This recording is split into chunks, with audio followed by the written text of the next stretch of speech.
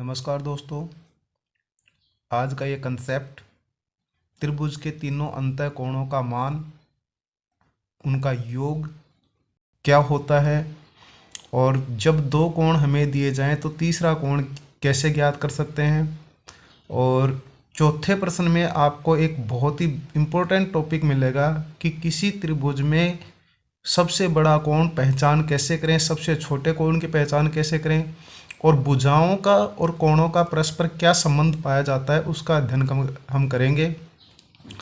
तो बिना किसी अन्य फिजूल की बातों के हम अपना यहाँ टॉपिक स्टार्ट करते हैं। तो लेट्स स्टार्ट। तो सबसे पहला तो टॉपिक ये बनता है कि त्रिभुज के किसी त्रिभुज में कितने कोण होते हैं, कितनी भुजाएं होती हैं, कितने शीर्ष होते हैं।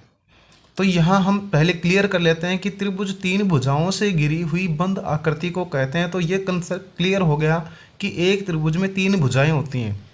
तो जब तीन भुजाएं होती हैं तो उन भुजाओं के सम्मुख तीन ही कोण बनते हैं। तो इस प्रकार से एक त्रिभुज में तीन कोण होते हैं और तीनों कोणों का टोटल योग 180 डिग्री होता है, ना इससे कम ना इससे अधिक। अगर कम हो गया तो भी 179 भी अगर हो गया तो वो त्रिभुज नहीं हो सकता है, 181 भी हो गया तो वो त्रिभुज नहीं हो सकता। तो ये सबसे बड़ी इंपॉर्टेंट शर्त है कि त्रिभुज के तीनों अंतःकोणों का योग 180 डिग्री होता है। तो ये कंसेप्ट क्लियर। अब जो पहला एग्जाम्पल हमने लिया है उसमें दिया हुआ है कि किसी त्रिभुज ABC में, यहाँ डेल्टा का संकेत है तो उसको हम त्रिभुज पढ़ते हैं। ABC के दो कोण क्रमशः कोण A बराबर 50, कोण B बराबर 80, तो कोण C होगा। तो कि हमें पता चल गया कि ये त्रिभुज ABC में तीन शीर्ष हैं, तो तीन शीर्षों पर तीन कोण बने हुए हैं। त्रिभुज ABC कोण A, बिंदु A पर एक कोण, बिंदु B पर एक कोण और बिंदु C पर तीसरा कोण बनेगा। तो हमें C का मान पूछा है। तो डेल्टा ABC है, तो इस कंसेप्ट को हम हल कर लेते हैं बाय प्रोसीजर। तो डेल्टा ABC, आंसर A का डेल्टा ABC हमें दिया हुआ है।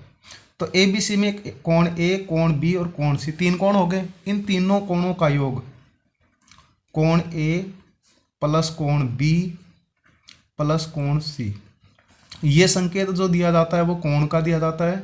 तो कोण A प्लस कोण B प्लस कोण C, इन तीनों का मान आ जाएगा 180 डिग्री। अब जिसका मान यहाँ दिया हुआ है वो मान रख लीजिए। कोण A 50 डिग्री प्लस कोण B यहाँ दिया गया 80 डिग्री प्लस कोण C दिया गया है यहाँ पर कुछ नहीं, हमें C का मान ही पूछा है, बराबर 180 डिग्री। तो 80 और 50 को जोड़ दिया तो 130 डिग्री प्लस कोण C का हमें पता नहीं, बराबर 180 डिग्री।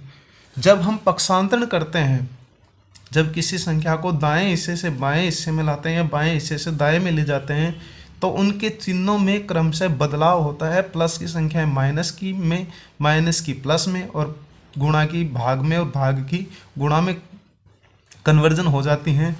तो यहाँ 130 को इधर से इधर ले जाएंगे तो हमारे पास ये बचेगा कोण C बराबर 180 डिग्री। यहाँ जो ये संख्या है वो प्लस की है। मैंने पहले कहा था कि जब हमने प्राकृत संख्या, पूर्ण संख्या, पूर्णांक पढ़े तो जहाँ चिन्ह नहीं होता वहाँ प्लस का चिन्ह होता है। तो यहाँ 130 ये केस में आगे माइनस में, तो कोण C का जो मान है वो आ गया हमारे पास 50 डिग्री। तो इस प्रकार से इस त्रिभुज के तीनों कोणों का योग 180 होने के कारण से हमें हमारे तीसरा जो कोण बच गया वो 50 डिग्री का बच गया। तो इस प्रकार से दोस्तों हम किसी भी संख्या का संख्या का नहीं, किसी भी त्रिभुज के तीनों कोणों का मान प्राप्त कर सकते हैं। जब दो कोण दिया जाए तो तीसरा कोण ज्ञात करने का ये फॉर्मूला है। एग्जाम्पल नंबर 2, इसमें देखते हैं तो हमें सिर्फ एक जगह 40 डिग्री लिखा हुआ है, लेकिन थोड़ा सा सोचना होगा। यहाँ जो लिखा हुआ है किसी समकोण त्रिभुज का एक अन्य कोण 40 डिग्री है, तो यहाँ आप ध्यान दीजिए तो तीसरा कोण कितने का होगा। यहाँ दो कोण छुपे हुए हैं पहली लाइन में। किसी समकोण त्रिभुज का एक अन्य कोण 40 डिग्री है, तो एक कोण 90 का और दूसरा 40 का, तो तीसरा कोण पूछा है। तो उदाहरण नंबर 2 को हम कंसल्ट करते हैं।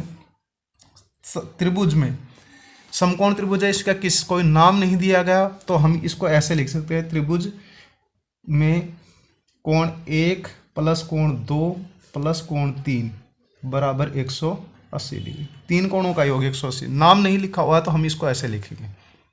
पहले वाले में नाम लिखा हुआ था ए बी सी, तो कोण ए प्लस कोण बी प्लस कोण सी।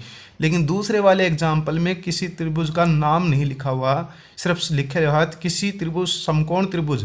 तो हम इस किसी का जिक्र आ गया तो कोण 1 प्लस कोण 2 प्लस कोण 3 बराबर 180 लिखेंगे। अब यहाँ दो कोण कौन से हैं? कोण 1 किसी समकोण त्रिभुज का एक अन्य कोण 40 है, एक अन्य कोण, यहाँ एक कोण 90 का, दूसरा कोण 40 का। तो पहला कोण मान लेते हैं 90 डिग्री प्लस दूसरा डिग्री मान लेते क्या है, दिया हुआ है समकोण लिखा हुआ है, दूसरा है 40 डिग्री और तीसरा हमें ज्ञात करना है। तो इस प्रकार से 180 डिग्री।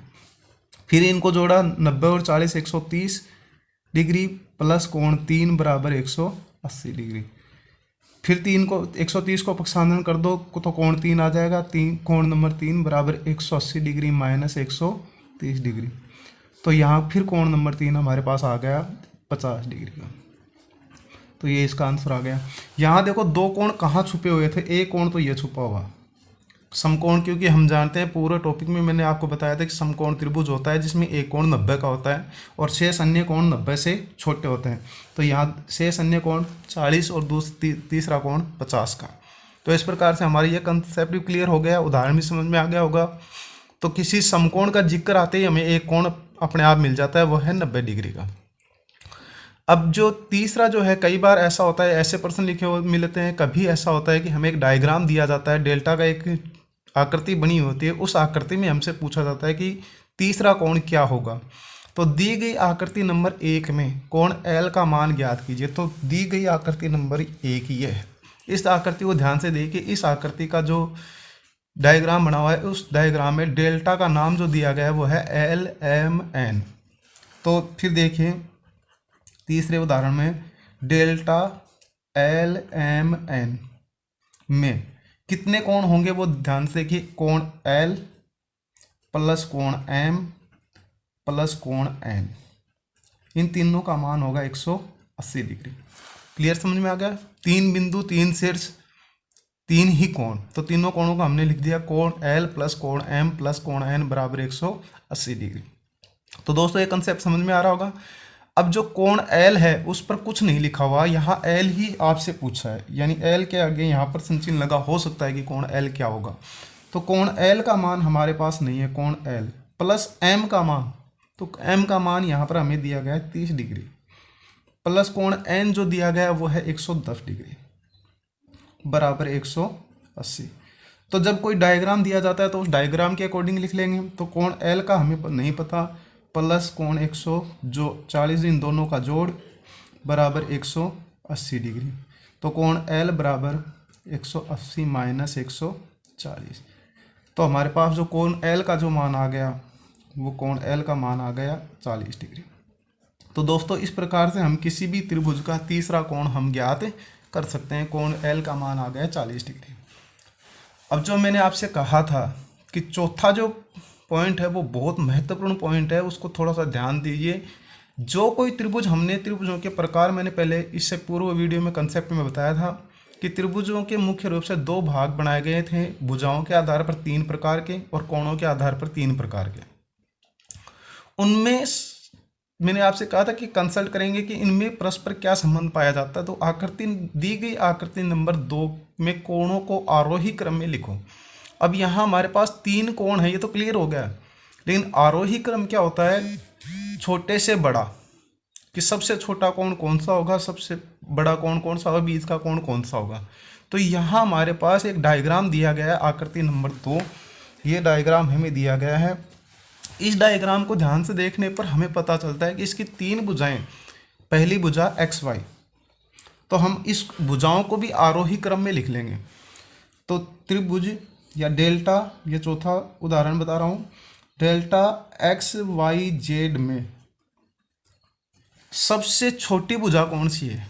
ध्यान से देखिए, अगर हम आरोही क्रम में किसको लिखेंगे? भुजाओं को। दिया गया हमें भुजाएं, भुजाएं आरोही क्रम में, आरोही क्रम में, आरोही क्रम जो होता है वो होता है छोटे से बड़ा, और हमें चूंकि हमें आरोही क्रम पूछा था तो आरोही क्रम ही लिखेंगे भुजाएं। लेकिन आरोही क्रम किसका पूछा था? कोणों का। तो सबसे पहले भुजाओं का आरोही क्रम बना लेंगे।